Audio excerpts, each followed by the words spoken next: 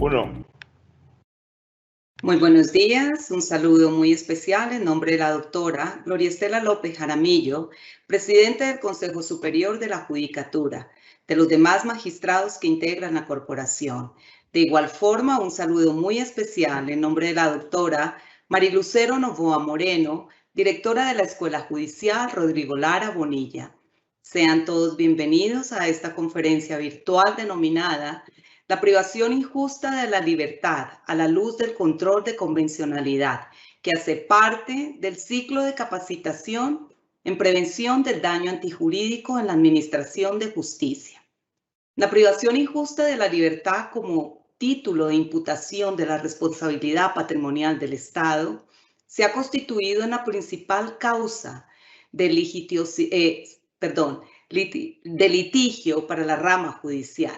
En tal sentido, resulta imperativo fomentar una cultura que prevenga precisamente el daño antijurídico en el ejercicio de la administración de justicia. De esta forma, sensibilizar al servidor judicial frente al impacto que tiene su labor de cara a la responsabilidad que asimismo tiene el Estado.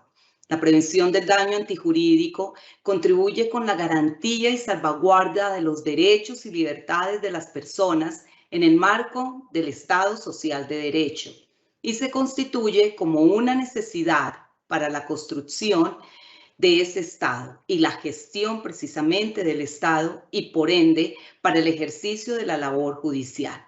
La conferencia del día de hoy tiene como propósito reflexionar sobre la prevención del daño antijurídico derivado de la privación injusta de la libertad a partir del estudio de la figura del control de convencionalidad que aporta criterios útiles para el adecuado desarrollo precisamente de nuestra labor judicial.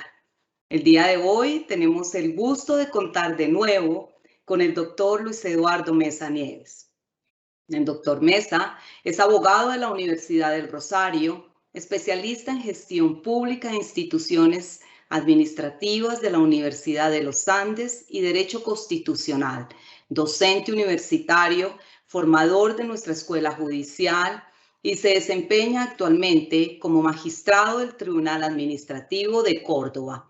Tan pronto finalice la exposición, nuestro formador invitado el día de hoy dará respuesta a las preguntas que se formulen a través del chat de participación. Las inquietudes técnicas que resulten sobre conexión, registro y evaluación de esta actividad van a ser atendidas con mucho gusto por servidores de la Escuela Judicial. Doctor Luis Eduardo Mesa Nieves, es un gusto tenerlo de nuevo con nosotros. Bienvenido, tiene el uso de la palabra. Buenos días. Saludo respetuosamente a la doctora Gloria Estela López Jaramillo, presidente del Consejo Superior de la Judicatura, a la doctora Marilucero Novoa Moreno, directora de la Escuela Judicial Rodrigo Lara Bonilla, también a la doctora Mónica Alexandra Cuellar Pineda, profesional especializada de esta escuela, nuestra casa académica. También, por supuesto, a todas las personas que se conectan en este momento a este evento, un saludo fraternal.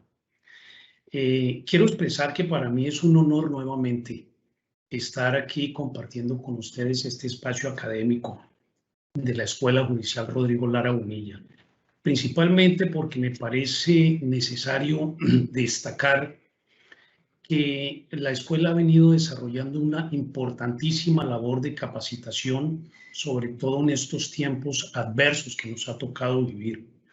Desde que comenzó la pandemia hasta la fecha se han realizado 180 conferencias virtuales y a las cuales se han conectado virtualmente 24.721 personas, lo que denota no solamente el liderazgo de nuestra directora, sino también el impacto académico y el mejoramiento continuo que esto genera en los diferentes tipos de población objetivo de la escuela desde el punto de vista académico.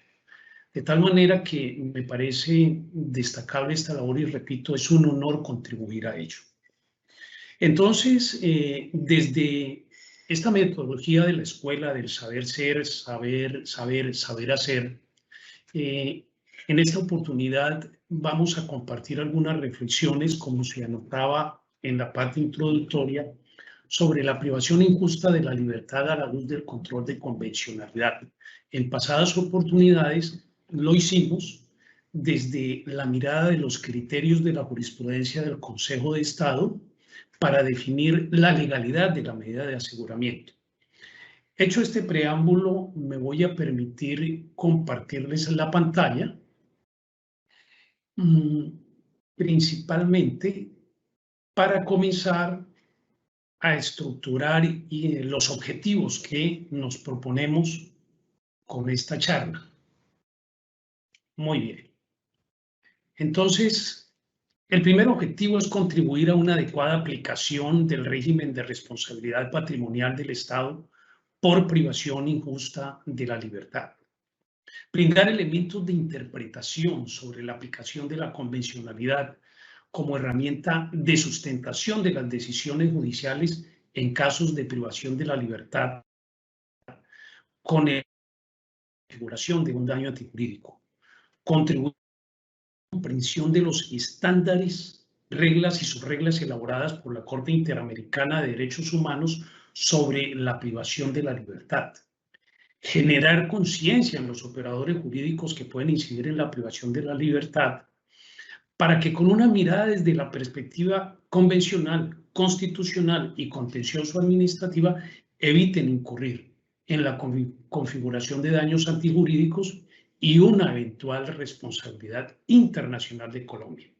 Generar una cada vez más sólida cultura de prevención del daño antijurídico y contribuir en el mejoramiento continuo de funcionarios y empleados en el ejercicio de la función jurisdiccional. Mirados entonces estos objetivos, es oportuno que les comparta la agenda que voy a desarrollar durante esta intervención.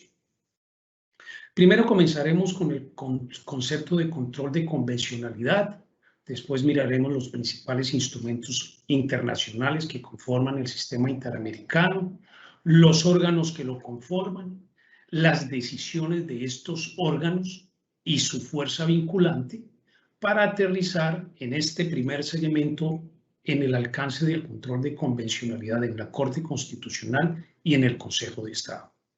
Y después, en un gran segundo segmento, ya nos referiremos al tema nuclear, que son fundamentos generales en el sistema interamericano relativos a la privación de la libertad, las reglas establecidas en este para evitar el abuso de la privación de la libertad, los criterios internacionales interamericanos al momento de restringir la libertad, reglas relativas a las garantías judiciales desde la perspectiva convencional, para llegar a los estándares internacionales vinculantes sobre la privación de la libertad conforme la jurisprudencia convencional. Haremos una reseña rápida de las reglas que justifican la detención preventiva en el derecho interamericano de los derechos humanos y al finalizar expresaré algunas conclusiones. Entonces, vamos a comenzar con el primer punto. En la jurisprudencia de la Corte Interamericana ha surgido el concepto de control de convencionalidad como una herramienta que permite a los estados concretar la obligación de garantía de los derechos humanos en el ámbito interno a través de la verificación de la conformidad de las normas y prácticas nacionales con la Convención Americana sobre Derechos Humanos y su jurisprudencia. Kincher Ramírez, doctrinante muy importante, expresa que el control de convencionalidad consiste en el escrutinio que ejerce la Corte Interamericana de Derechos Humanos sobre las normas, las actuaciones de las autoridades y las políticas públicas de los estados parte de la Convención Americana, así como el escrutinio que deben ejercer los jueces y autoridades públicas de los estados partes en los asuntos de su competencia, conforme al compromiso de defensa de los derechos humanos y de los tratados concurrentes en el sistema interamericano. De tal manera que se suele mirar el control de convencionalidad desde dos ámbitos o escenarios de aplicación. El ámbito internacional, que constituye la competencia asignada a un tribunal internacional o supranacional para que éste determine cuándo los estados parte vulneran el derecho convencional y generan a través de ellos responsabilidad internacional. Es el denominado control concentrado. Pero también en el ámbito interno es el que deben realizar los agentes del Estado, principalmente, pero no exclusivamente, los operadores de justicia. ¿Para qué? Para analizar la compatibilidad de las normas internas con la Convención Interamericana, la Convención Americana de Derechos Humanos. Este es el denominado control difuso. Ahora, una caracterización también de este control permite mirarlo desde el punto de vista sustantivo, que es precisamente este conjunto de normativa convencional. Y desde el punto de vista instrumental, que se apunta principalmente a los instrumentos e instituciones procesales que tienen correspondencia con el órgano que ejerce la competencia de ese control y que se concreta en 4 niveles que mencionaré rápidamente. El control ejercido por los órganos e instituciones del Sistema Interamericano de Protección, la Comisión Interamericana y la Corte Interamericana. El control ejercido por los órganos superiores o de cierre de los distintos estados parte. En este caso son las altas cortes de cierre. En nuestro caso, pues conocemos, entre otras, la Corte Constitucional, el Consejo de Estado y la Corte Suprema. El control ejercido por la totalidad de los jueces parte. En el caso Juan Gelman contra Uruguay, sentencia de 24 de febrero de 2011, la Corte Interamericana señaló que todos los jueces, en todos los niveles, están en la obligación de ejercer de oficio un control de convencionalidad entre las normas internas y la Convención Americana en el marco de sus competencias, para mirar también esa compatibilidad de acuerdo y ejercerla de acuerdo con las regulaciones procesales correspondientes. Es decir, aquí tendrán que tener en cuenta esa aplicación de acuerdo a las normas civiles, penales, laborales, contencioso-administrativas, etc. Un cuarto nivel es el control ejercido por autoridades que ejercen jurisdicción y por otras autoridades públicas. Es decir, todas las personas que ejerzan jurisdicción, como pueden ser los árbitros, algunos funcionarios administrativos y los particulares que por excepción administren justicia. Ahora bien, todo este ejercicio de control tiene o se aplica dentro de un sistema interamericano que está estructurado y se estructura con base en los principales instrumentos internacionales que conforman el sistema interamericano. Miremos cuáles son. Tenemos la Convención Americana sobre Derechos Humanos, el protocolo adicional a la Convención Americana sobre Derechos Humanos en materia de derechos económicos, sociales y culturales, la Convención Interamericana para prevenir y sancionar la cultura, la Convención Interamericana sobre desaparición forzada de personas, la Convención Interamericana para prevenir, sancionar y erradicar la violencia contra la mujer. Aquí es importante pues mencionar que ahí en la diapositiva ustedes ven las leyes mediante las cuales fueron aprobadas por Colombia estas convenciones, pero además quiero destacar que todas se encuentran en vigor en este momento. Ahora miremos los órganos que conforman el sistema interamericano. Los órganos están creados para proteger, garantizar y hacer efectivos los derechos y obligaciones que generan los tratados y las convenciones. La Comisión Interamericana de Derechos Humanos, la primera a la que me refiero, es un órgano autónomo de la Convención Americana y su origen se halla en la Declaración Americana de Derechos Humanos y en la Carta de la OEA, que en su artículo 106 dispuso la creación de una comisión interamericana que tendría la función de promover los derechos humanos. Sin embargo, a partir de 1969, cuando se aprueba la convención, se dispuso en el artículo 63 que habría una comisión y una corte interamericana competentes para conocer del cumplimiento de los asuntos relacionados con la convención. Las funciones de la comisión están principalmente señaladas en el artículo 41 y de manera muy sintética se concretan en analizar la situación de los derechos humanos en la región, elaborar informes, tramitar casos individuales desde las denuncias que les sean formuladas, adoptar las medidas cautelares en los casos concretos de su conocimiento y elaborar informes temáticos. Por su parte, la Corte Interamericana de Derechos Humanos deriva su existencia de la adopción de la Convención Americana y es el órgano judicial del sistema interamericano y ejerce dos funciones: la función consultiva y la función jurisdiccional. Por la consultiva, expide opiniones consultivas solicitadas por los Estados miembros y a través de ella fija los criterios interpretativos fundamentales respecto a la Convención Interamericana y los tratados concurrentes. Por la contenciosa, señala la responsabilidad de los Estados partes denunciados por la Comisión de violaciones, denuncias que pueden presentar otros estados o personas que sean víctimas acudiendo a la Comisión de Derechos Humanos para que ésta a su vez presente las respectivas demandas ante la Corte. Ahora vamos a mirar rápidamente las decisiones y su carácter vinculante. Comencemos con las decisiones de la Comisión Interamericana.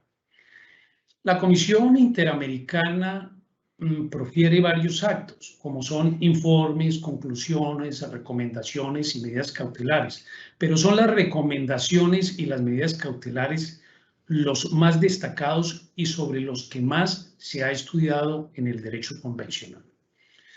La Comisión no tiene carácter jurisdiccional en el sentido de que no juzga a los estados, ni dicta sentencias. Sin embargo, desarrolla funciones análogas a las de un órgano jurisdiccional.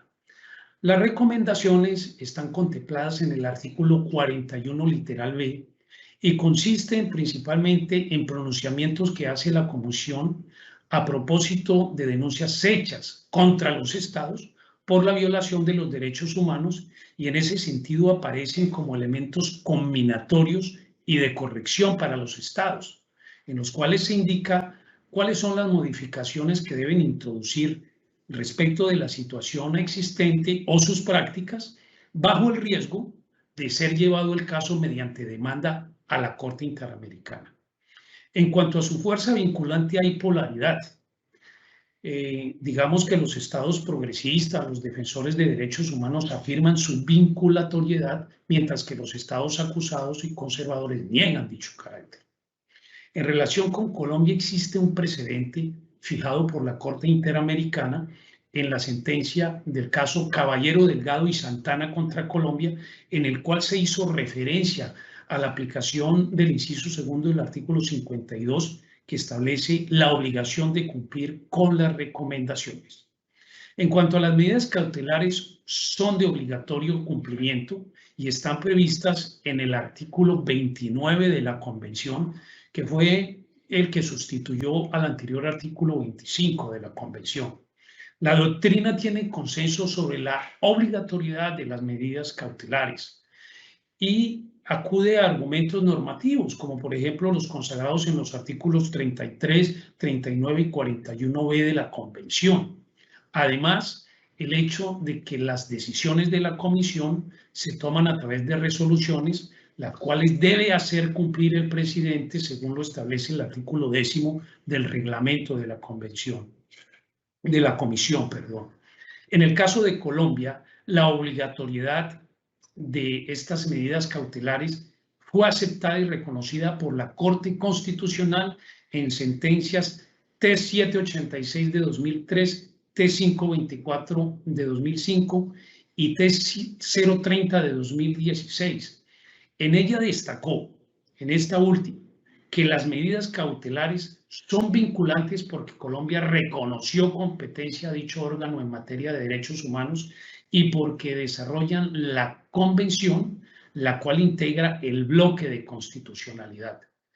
Segundo, porque estas recomendaciones, una vez proferidas, se entienden incorporadas automáticamente en el orden interno y por lo tanto no se requiere una ley, un decreto o un acto administrativo para que tengan efecto. Su cumplimiento debe ser inmediato, pues para evitar precisamente el perjuicio irremediable que justificó su adopción. Su desacatamiento conlleva desconocimiento de los compromisos internacionales suscritos por Colombia y una posible responsabilidad internacional.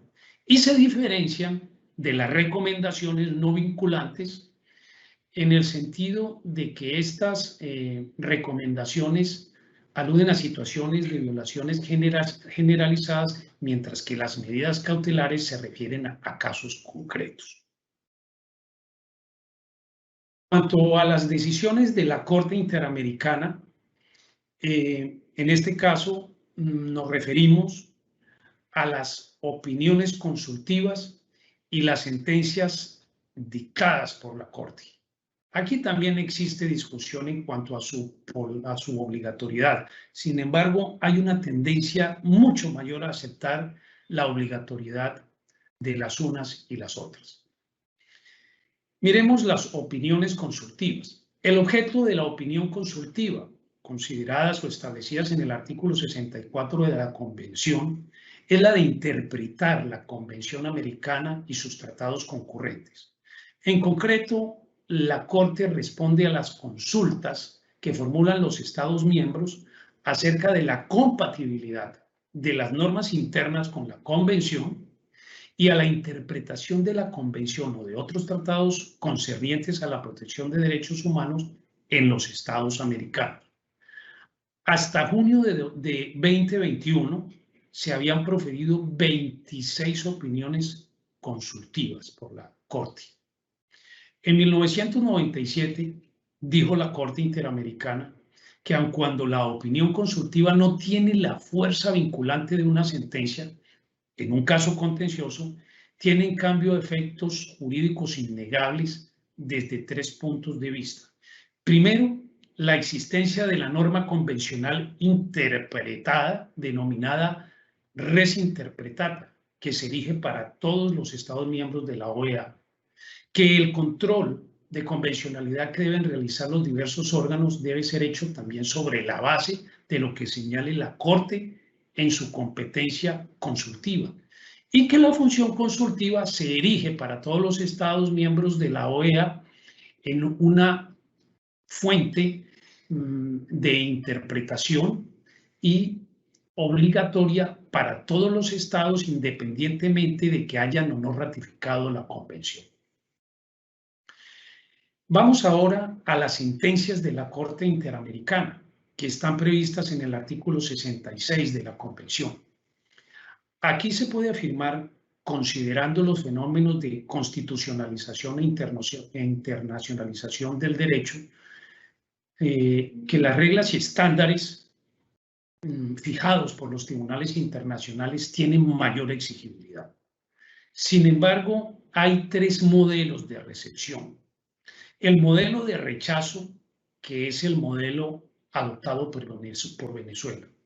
El modelo de la obligatoriedad general de las reglas, que tiene una tesis fuerte en la Corte Interamericana, y el modelo de obligatoriedad de estas reglas y estándares que diferencia entre la res judicata y la res interpretata. Por razones de brevedad me voy a referir a este último, que es el que ha tenido una mayor aplicación en las últimas providencias de la Corte Interamericana. Según este modelo, los fallos tienen obligatoriedad total para el caso concreto y respecto del Estado condenado.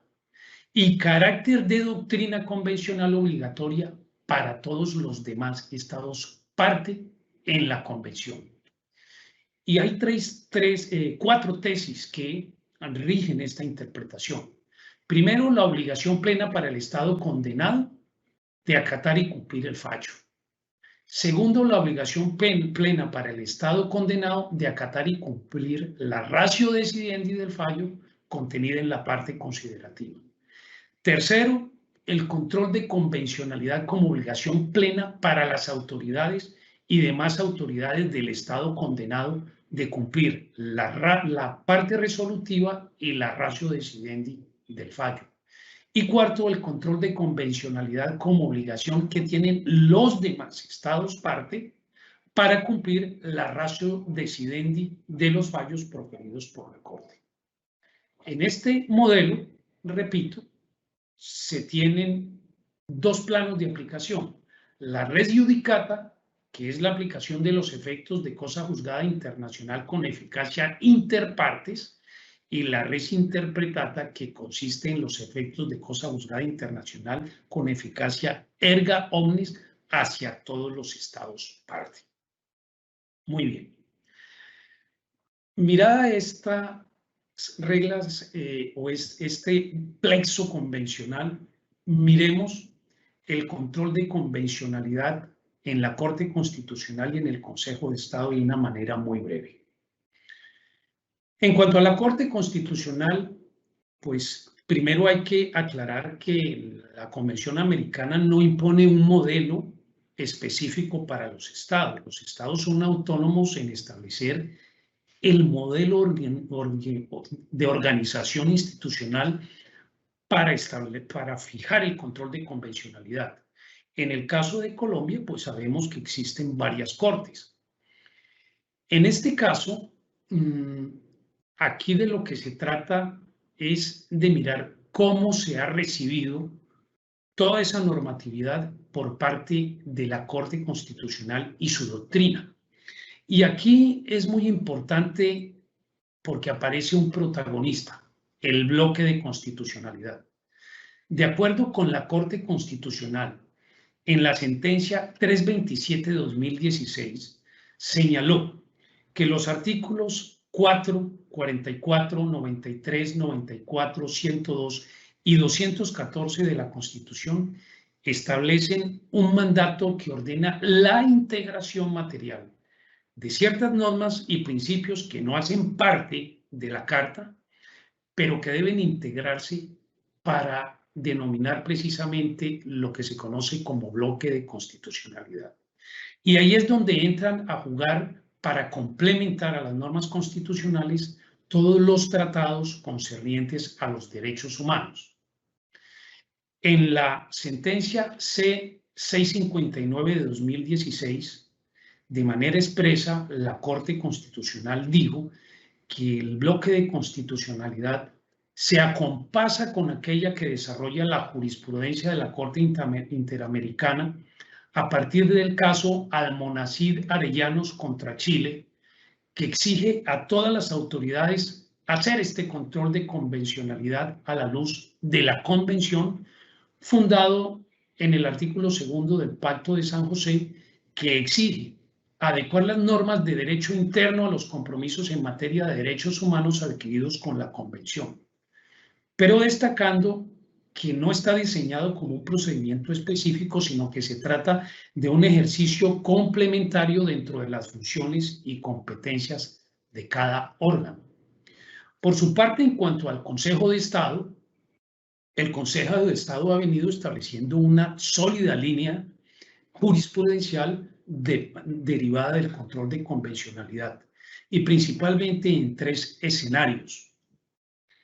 Primero, en los casos de graves violaciones de derechos humanos a efectos de hacer aplicables los deberes de protección y garantía del artículo 1 de la Convención y las normas de la misma.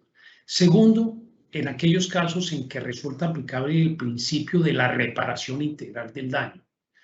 Tercero, en los casos de daño antijurídico causado por agentes estatales, autores de actos reprochables y execrables, es decir, todo un convenio de aplicación del control de convencionalidad en el derecho de daños, pero también ha ido más allá y ha aplicado, por ejemplo, el control de convencionalidad en aspectos probatorios como la aceptación del valor de las copias simples o la flexibilización de aspectos procesales para aceptar como demandante a menores. Es decir, aquí se aplica el criterio de prevalencia del derecho sustancial sobre el formal con base en normas de derecho constitucional y de derecho convencional. Allí en la diapositiva se destacan algunas de las principales sentencias en donde el Consejo de Estado ha acudido a la aplicación del control de convencionalidad.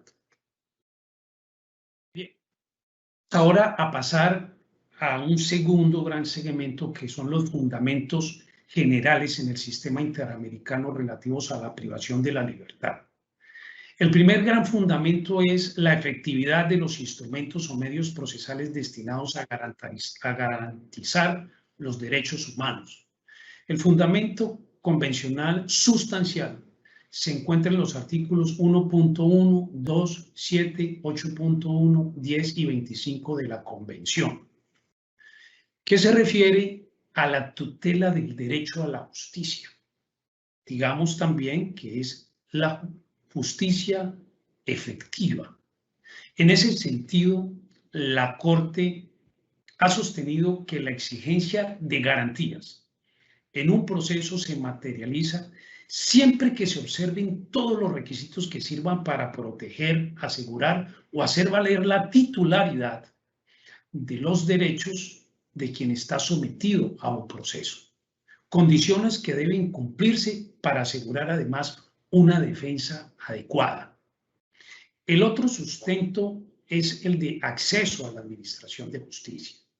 Aquí debe destacarse que en términos del artículo 229 constitucional, que garantiza el derecho de toda persona para acceder a la administración de justicia, y en el artículo 25 de la Convención Americana, que consagra que toda persona tiene derecho a un recurso sencillo y rápido o a cualquier otro recurso efectivo ante los jueces tribunales competentes que la ampare contra actos que violen sus derechos humanos, se conforma este fundamento. Se requiere que el recurso realmente sea idóneo para establecer si se ha incurrido en una violación.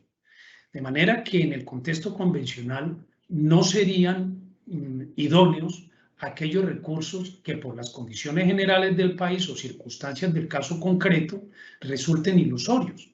Por ejemplo, cuando el Poder Judicial carece de independencia, de imparcialidad, o le falten los medios necesarios para ejecutar las decisiones, situaciones de denegación de justicia. Así lo expresa la Convención en la opinión consultiva OC 11 de 1990. La Corte, al respecto, la jurisprudencia de la Corte ha dicho que el acceso a la justicia constituye una norma imperativa de derecho internacional y como tal genera obligaciones erga omnes. Para encuadrar estos fundamentos, en tercer lugar, se puede enunciar la materialización de las garantías judiciales. Según la opinión consultiva 8 de 1987, las garantías judiciales se materializan siempre que se observen todos los requisitos que sirvan para proteger, asegurar o hacer valer la titularidad en el ejercicio de un derecho. Y al dar alcance al artículo 25 en el caso Castillo-Paris versus Perú en 1997, señaló que la existencia de esta garantía constituye uno de los pilares básicos no solo de la Convención Americana, sino del propio Estado de Derecho en una sociedad democrática, lo cual ha sido reiterado en sentencias de 2001, de 2006 y de 2008.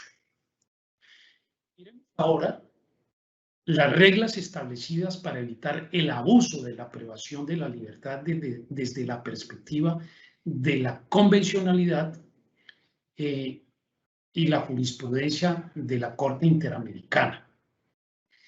Aquí hacemos referencia al artículo 1.1 de la Convención.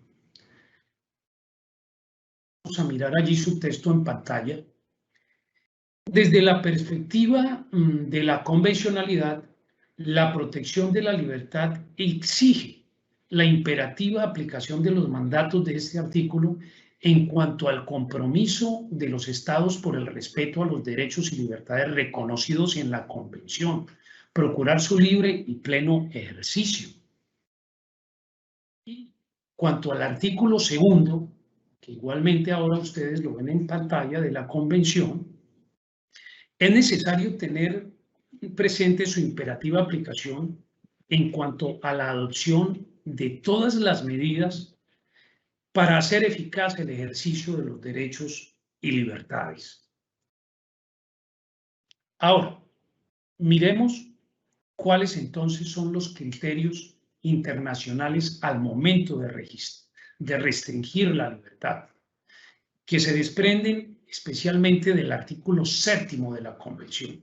Deben ser tenidos por los operadores judiciales al momento de dictar una medida de este tipo. Primero, el respeto se afirma respecto de toda persona. La regla general es que no procede la privación física de la libertad, salvo por causas y en las condiciones fijadas de antemano por las constituciones políticas de los Estados parte o por las leyes dictadas conforme a ellas. No procede en ningún caso la detención o encarcelamiento arbitrario. Cuando una persona es detenida o privada de su libertad, debe oportunamente informársele las razones de tales medidas y notificarse con base en qué cargos proceden las mismas. Quinto, dada la detención de una persona, se le garantiza su puesta a disposición de una autoridad judicial teniendo ésta la obligación de juzgarlo en un término razonable o a determinar su libertad aunque continúe vinculada al proceso penal.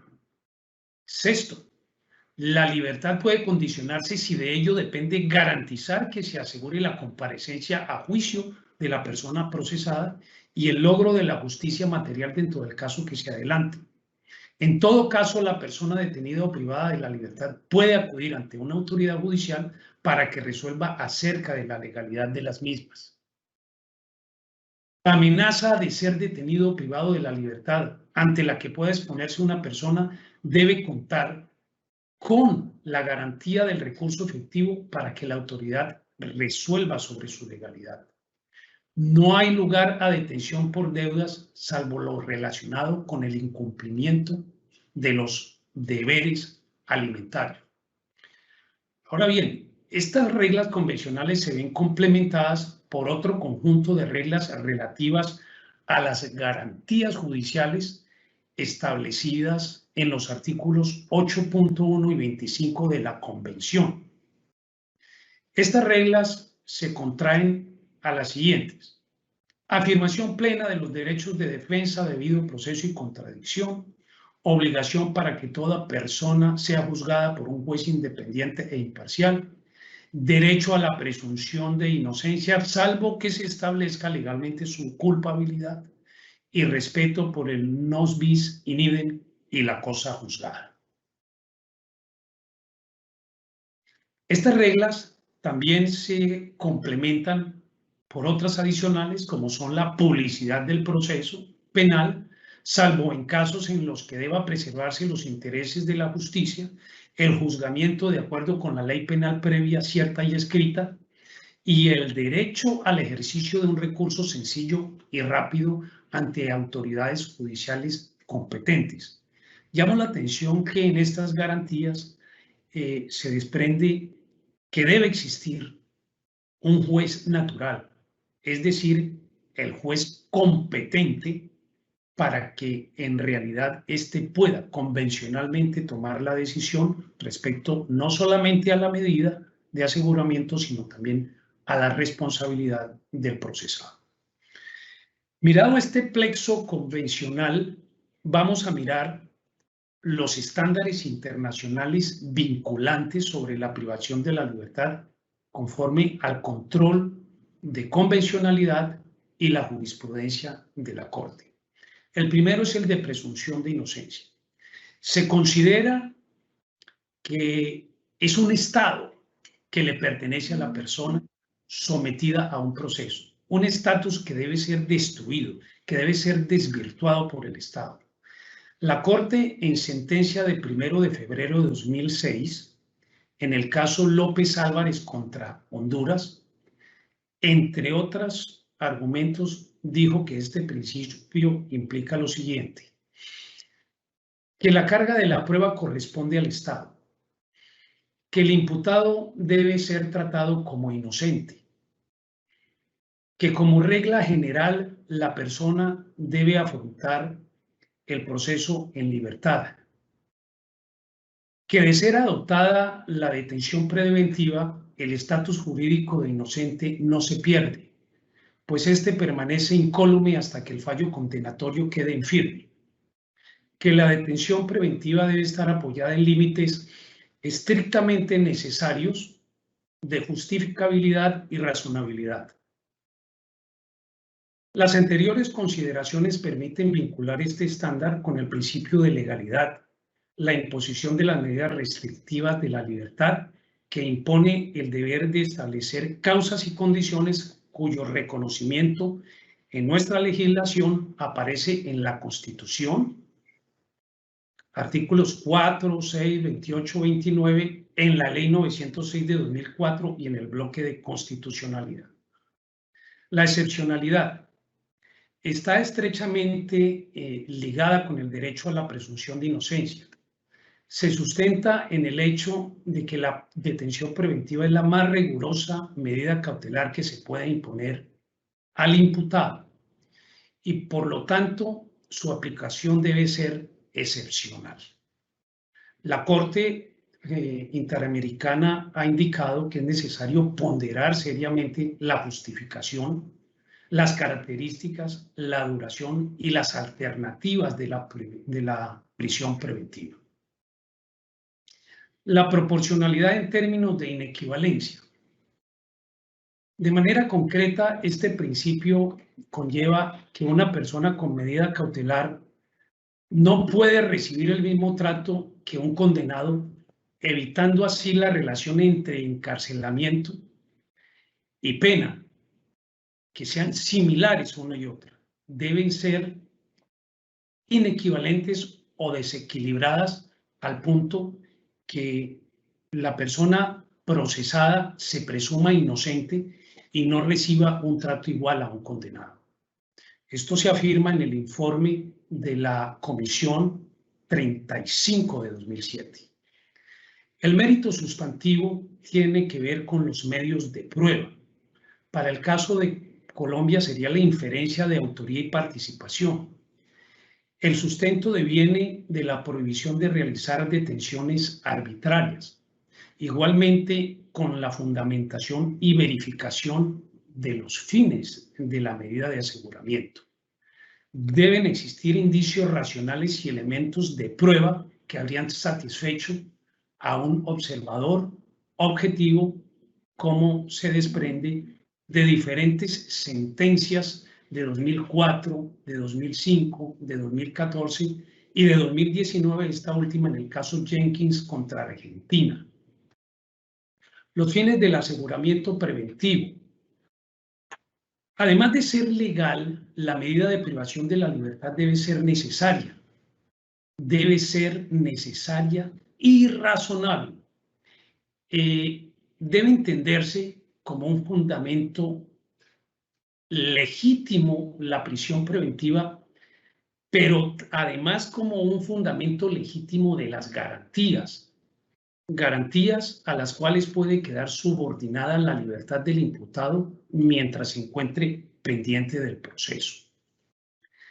La provisionalidad. Este estándar significa que no debe durar esta detención más allá del plazo razonable o del tiempo necesario de acuerdo al propósito o causal que motivó su existencia.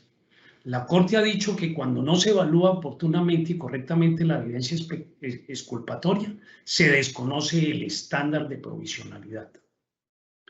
El plazo razonable se mira desde dos aspectos. Plazo razonable del proceso, es decir, la duración hasta que se dicte la sentencia definitiva o en firme, y el plazo de la detención preventiva, que se regula según lo dispuesto en el artículo 7.5.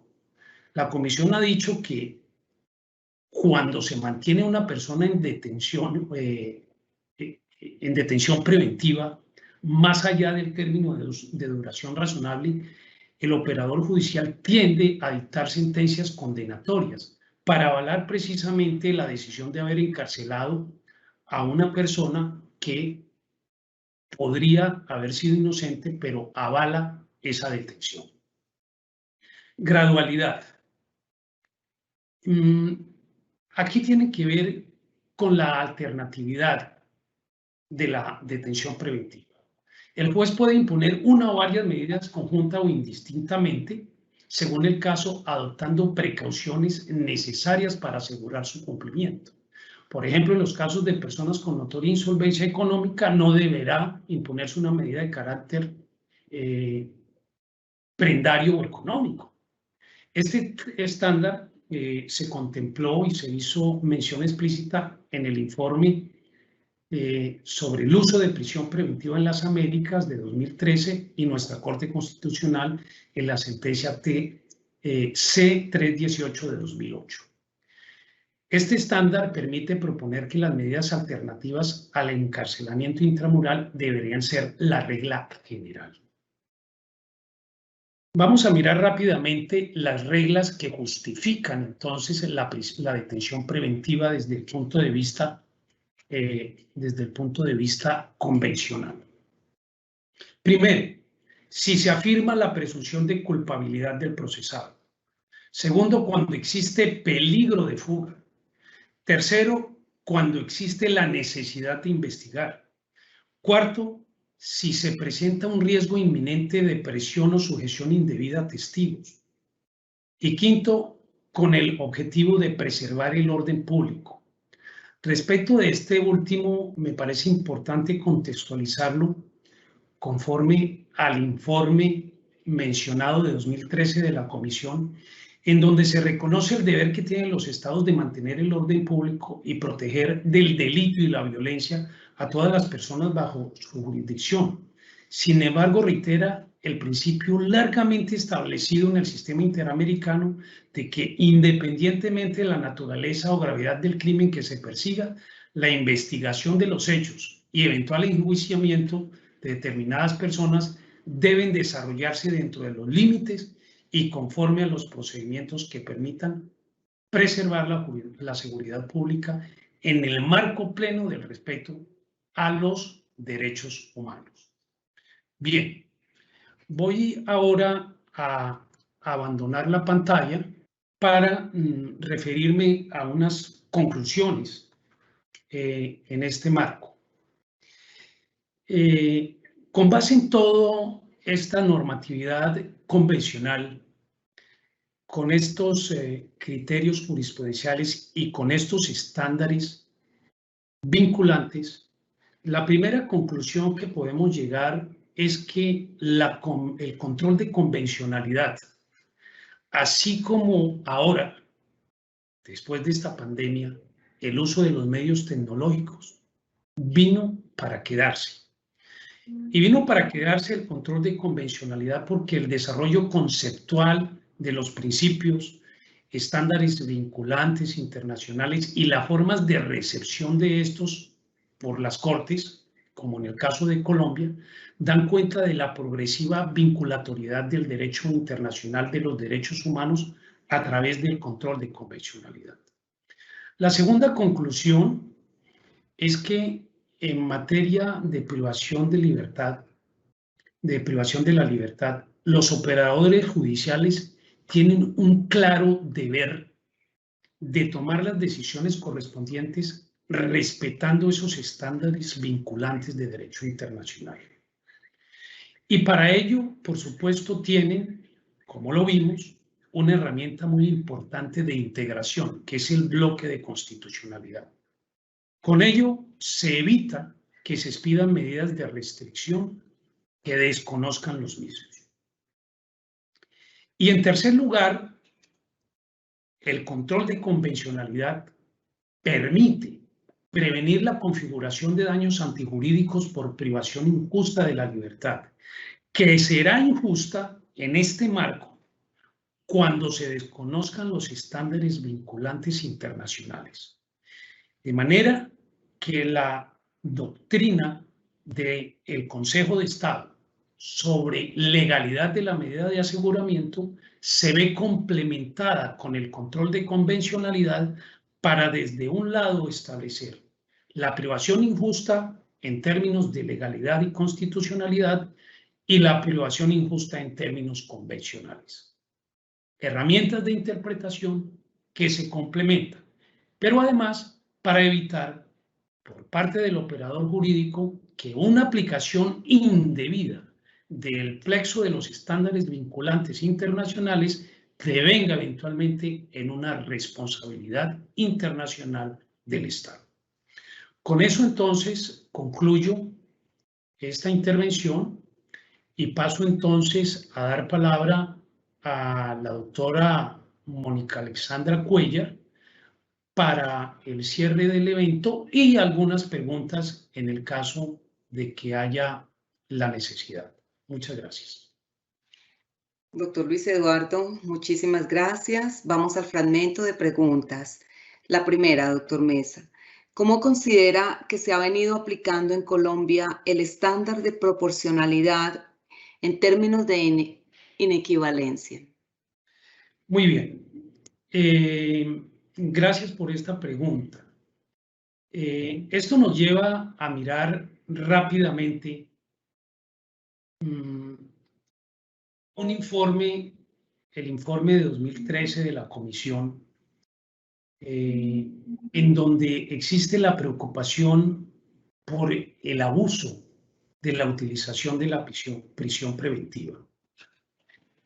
En ese informe, una de las aspiraciones de la Comisión Interamericana de Derechos Humanos es requerir a los estados para que haya un uso razonable y proporcional de esta herramienta. Pero además esto nos permite mirar ya desde el caso colombiano cuál es la situación de la población carcelaria. El INPEC en su página web publica unos datos muy interesantes. En 2013, el 30.3% de la población carcelaria era sindicados, una cifra muy alta. A 4 de junio del presente año, esa misma fuente arroja una cifra de sindicados con medida intramural de 23.072 personas, que equivale a un 23% de la población, que hoy asciende a 97.000 presos. Y la cifra de hacinamiento llega a casi un 20%. Considerando que la capacidad de población del INPEC es de 81.500, hay una sobrepoblación de 15.000 personas. Esto lo que indica es que a la medida de aseguramiento se le ha dado un tratamiento como pena anticipada. Y esto lo que lleva también es a la preocupación de que se deben ajustar políticas criminales, políticas legislativas, para que de frente se establezca realmente como excepcional la medida de aseguramiento. Entonces, creería que hay una gran deuda en el país para que se presente esos términos de inequivalencia entre la medida de aseguramiento y la pena. Siguiente pregunta. Teniendo en cuenta el estándar internacional de provisionalidad de la medida, ¿qué buenas prácticas, doctor, sugiere para evitar el daño antijurídico en el caso de Colombia? Bueno, es una pregunta interesante porque tiene un alto contenido procesal, práctico. Este tipo de estándar tiene plena aplicación cuando la detención preventiva obedece a la obstrucción de la actividad probatoria. Entonces, una buena práctica que se me ocurre sugerir sería que en la respectiva audiencia de imposición de la medida debe señalarse con precisión el límite requerido por la Fiscalía para el recaudo probatorio. Es así de sencillo. De tal manera que cuando se recauden las pruebas, pues desaparece el fundamento de la medida. Y en ese caso deberá pues concederse la libertad y el imputado podrá en caso tal afrontar el resto de la investigación en libertad. Pero además me parece que es la oportunidad para que el operador judicial ejerza las funciones de dirección del proceso, haciendo un control oficioso periódico para pedir la revocatoria o la sustitución cuando desaparezcan los fundamentos. Y de otro lado, desde la órbita del juez del daño, me parece que al momento de evaluar la legalidad de la medida, establecer que esta fue proporcional, razonable y necesaria, se deberá revisar si hubo una prolongación ilegal de la privación de la libertad y en ese orden revisar las actuaciones de los operadores judiciales para determinar la responsabilidad extracontractual a la que haya lugar. Ahora, si se llegara a un caso de graves violaciones de derechos humanos, el juez de daños deberá ocuparse en la práctica de revisar si en desarrollo de la aplicación de los estándares hubo alguna vulneración para que se tomen los correctivos en esa sede y se establezcan las responsabilidades para evitar una responsabilidad internacional de Colombia. Siguiente pregunta, doctor. Según su criterio y el tema expuesto, ¿existe algún precedente, especialmente del Consejo de Estado, relacionado con privación de la libertad en el contexto del control de convencionalidad que merezca ser destacado?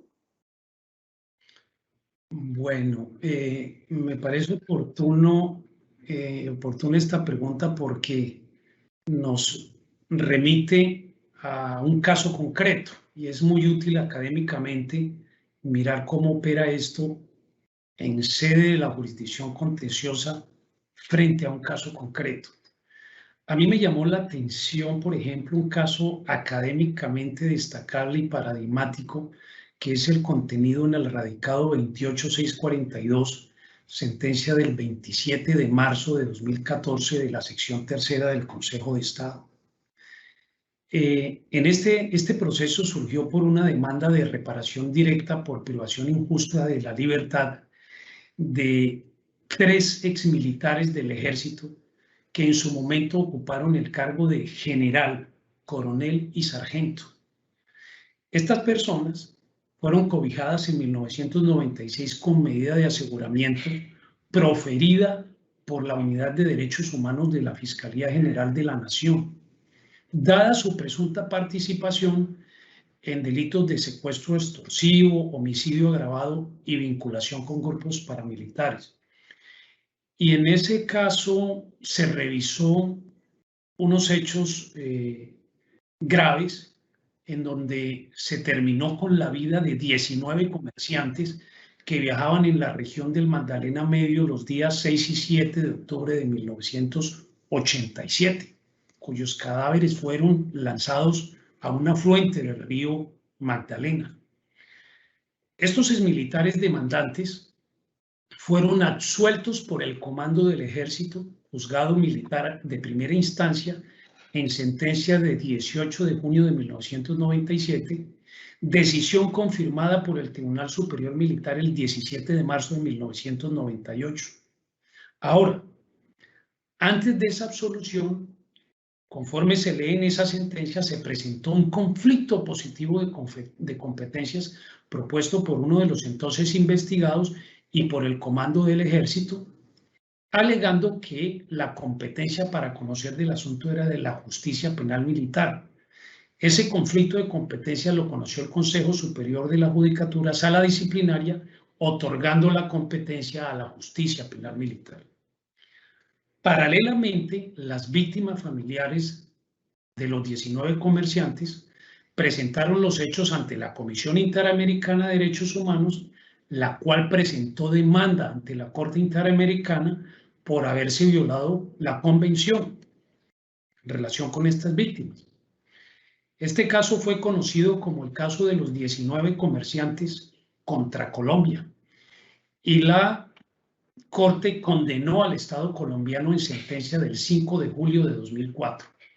Entre otras razones porque los derechos a la tutela judicial efectiva y las garantías judiciales de los familiares de los comerciantes desaparecidos y asesinados fueron desconocidos. Entonces, la importancia académica de este caso radica en que con total claridad el Consejo de Estado hace un estudio del mismo concluyendo que era deber de la alta corporación acatar el fallo interamericano en el cual se aplicaron en desarrollo de los estándares mencionados para condenar a Colombia, el referido además a la garantía judicial del juez natural, como aplicación del derecho de las personas a que su caso sea conocido por un juez imparcial e independiente, por lo cual la Corte consideró que el conocimiento de este caso, que fue conocido por la justicia penal militar, no era de su competencia, sino de la jurisdicción ordinaria. Esto conforme a los estándares internacionales. El Consejo de Estado afirmó que esos estándares tenían aplicación prevalente frente al derecho interno. Y a partir de ese entendimiento, en punto a la demanda de privación injusta de la libertad, consideró que si bien estaba aprobado el daño antijurídico, no podía estudiar la antijuridicidad de la medida porque la absolución, que en este caso fue la cesación de procedimiento y la falta de presupuestos para convocar a un consejo de guerra, la había tomado un juez sin competencia a la luz del derecho convencional y por lo tanto no podía estudiar la antijuridicidad de la medida de privación de la libertad. El Consejo de Estado, además de denegar entonces las súplicas de la demanda, confirmando lo que decidió en su momento el Tribunal Administrativo de Cundinamarca, ordenó remitir el caso a la Fiscalía General para que, como parte de la jurisdicción ordinaria, determinara la responsabilidad en los hechos de la muerte de los comerciantes, de los actores, y en caso de que finalmente se probara que no tuvieron responsabilidad, pudieran demandar en reparación directa, exhortando al juez de daños que priorizara el trámite, esto último como una forma de garantizar el debido proceso de los demandantes. En este caso, que me parece, repito, destacable académicamente, se aprecia cómo la recepción de los estándares por parte del Consejo de Estado no ha tenido hesitación alguna y sirve de modelo de lo que el juez administrativo debe abordar en un estudio a la luz del control de convencionalidad. Muy interesante el caso, doctor. Muchísimas gracias. Especial agradecimiento al doctor Luis Eduardo Meza Nieves por sus claras y pertinentes reflexiones sobre el derecho a la libertad personal y la aplicación del control de convencionalidad como una herramienta valiosa para la prevención del daño antijurídico por privación injusta de la libertad, que sin duda contribuye a fomentar una cultura de la prevención del daño en el ejercicio de la labor judicial y propende por la confianza del ciudadano en la institucionalidad y en la administración de justicia. De nuevo, doctor, nuestros agradecimientos. Muchas gracias, doctor. De igual forma, a los servidores y servidoras judiciales y a todas las personas que interactúan en el sector justicia que se han conectado a esta conferencia virtual. Igualmente, los invitamos a que nos sigan acompañando a través de nuestras redes sociales como Facebook, Twitter, Instagram y YouTube, donde podrán encontrar más información sobre nuestras videoconferencias y noticias de interés. Muchísimas gracias. Una feliz tarde para todos.